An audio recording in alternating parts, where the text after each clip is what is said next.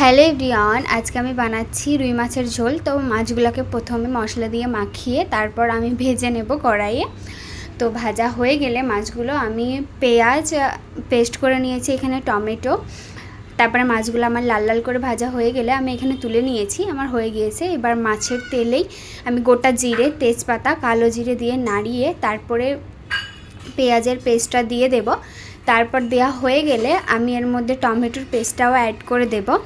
তো টমেটোর পেস্টটা অ্যাড করা হয়ে গেলে আমি একটু নাড়াচাড়া করে তারপরে মশলাগুলো একটু জল দিয়ে ঘুলে আমি দেবো, তারপরে মশলাটা যেন লেগে না যায় সেই জন্য।